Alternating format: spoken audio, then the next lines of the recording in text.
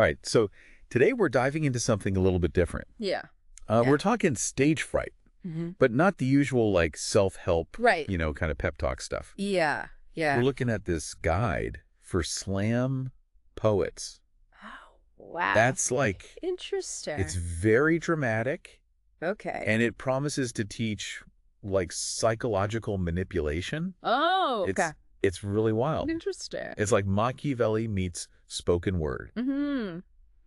What's really fascinating to me is how the author Stefan frames this. Right. Like, he's very clearly marketing his poetry master course. Yeah. But even with that like sales pitch kind of woven in, Yeah. there are some surprisingly intriguing Yeah. ideas about fear and stage presence. It's like, can we actually learn something from this? Even if it's a bit, expensive, like, trying to find nutritional value in a bag of candy. Exactly. But, hey, sometimes you get lucky. Exactly. And the way he starts the guide is a perfect example. Okay. He tells this story about Napoleon Bonaparte being terrified of a cat. Oh, yeah. It's hilarious, but it also sets the tone for, like, his entire approach.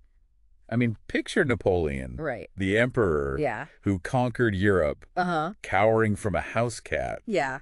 It's almost too good to be true. Right. But the cat represents this idea of control. Okay. Of mastering the situation. Like, Stefan constantly emphasizes this throughout the guide. So instead of being Napoleon trembling in his boots, we should be the cat just like chilling. Exactly. Owning the room. Yeah. I kind of like that. It's about shifting your perspective and taking charge even when you feel fear. Yeah. But then Stefan goes completely off the rails and dismisses all the typical performance advice. Yeah. He's all about mind games to control the audience. What? It's a little unsettling. Mind games? Yeah. It sounds like he wants us to hypnotize the audience or something. Make them clap on command like trained seals. Whoa!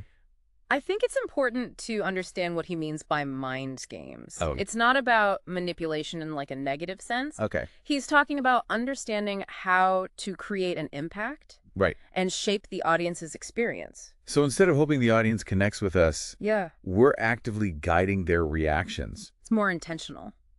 Isn't that a bit, I don't know, presumptuous? Perhaps, but think of it as having a set of tools to hold their attention, surprise them, and make them think or feel something specific. Right. Like a chef adding spices to enhance the flavor of a dish. Oh, you know? That analogy makes more sense. Yeah, right. But isn't there a fine line between engaging an audience and will manipulating them? Yeah. Where do we draw the line? That's the million-dollar question. Right. And it's something to keep in mind as we delve into Stefan's Napoleon technique. Okay. Which is basically his recipe for stage domination.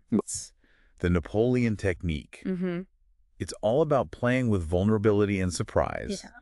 First, you act weak, almost like you're falling apart. Right. He gives this example of a poet freezing on stage, looking terrified, and then saying, this is exactly the moment Napoleon shit his pants. That's a bold move. Right. But it's a perfect example of subverting expectations. You create this image of weakness and then bam. Right. You use it for humor connection. Yeah. And a sudden shift in energy. It's like using your fear as a weapon.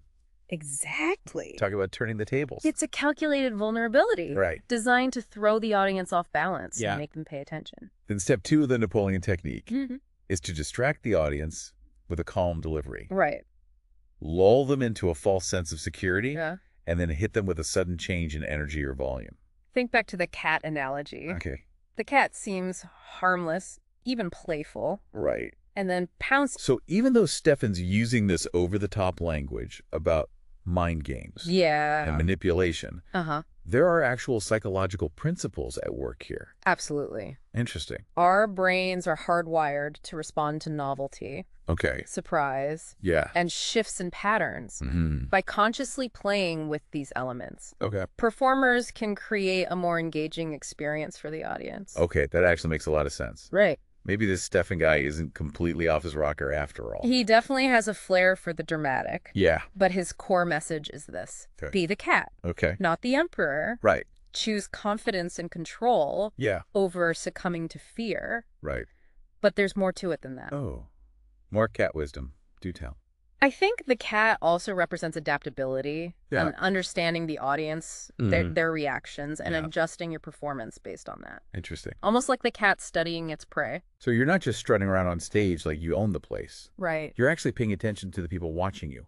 Yeah. Reading the room. Uh-huh. And tailoring your performance to their energy. Precisely. It's about connecting with the audience on a deeper level. Okay. Not just delivering a monologue. That makes me wonder, could we apply this cat mindset beyond the stage? Absolutely. Like in meetings, presentations, even everyday conversations. Think about a time when you felt intimidated or out of your element. Okay. Would approaching that situation with a cat mindset have changed the outcome? That's an interesting thought. Yeah. I might need to channel my inner feline more often. All right. But before we get too lost in metaphor land, okay, let's circle back to Stefan's poetry master course. Yeah. It's hard to tell what's genuine and what's just marketing hype. There's definitely some exaggeration in his sales pitch. Yeah. He promises things like dominating the room and turning insecurity into a superpower. Okay. It all sounds a bit well over the top. Right. It's like, sign up for my course and you'll instantly become a Jedi Master of Poetry. Right. But even with the dramatic flair, yeah, I'm curious about the actual content. Uh-huh. What does he teach besides the Napoleon technique? He actually gives some pretty specific advice on crafting a compelling performance. Right. He starts by emphasizing the importance of a strong opening line. Okay, that makes sense. Yeah. You need to grab the audience's attention right from the start. Uh-huh.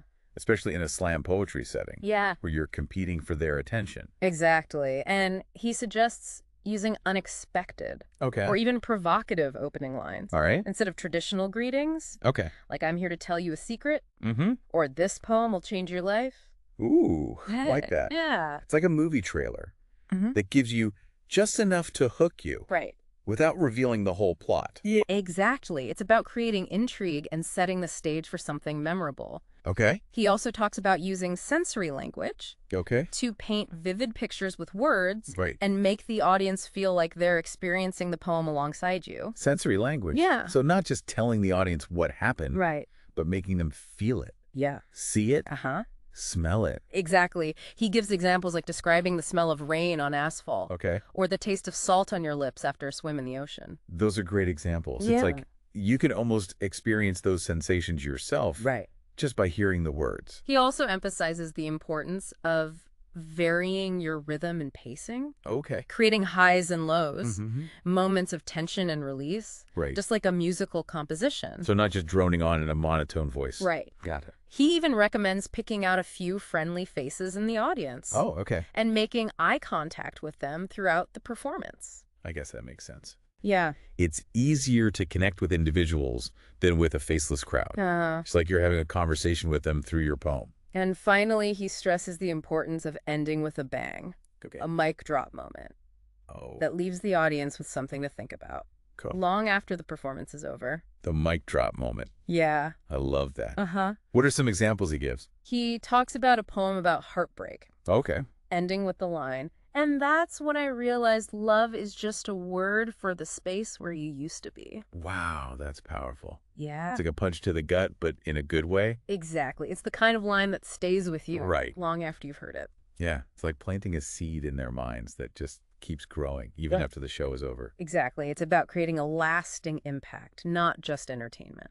So as we wrap up this look at Stefan's unique approach to stage fright, what are the key takeaways for our listener? Well, I think one is that even unconventional sources can offer valuable insights. We may not agree with everything Stefan says, but he makes us think differently about performing and connecting with an audience. It's like those life hack videos online. Right. Some are ridiculous. Yeah. But every now and then you find a gem that actually works. The second takeaway, I think, is that confidence and control are crucial for handling stage fright. Right. But it's not just about faking it. Okay. It's about understanding the audience, reading their cues, and adapting your performance. Just like the cat. Exactly. Always aware, always in control. And finally, authenticity is key. Okay. Learn from techniques like the Napoleon technique. Right. But don't try to be someone you're not. The best performers are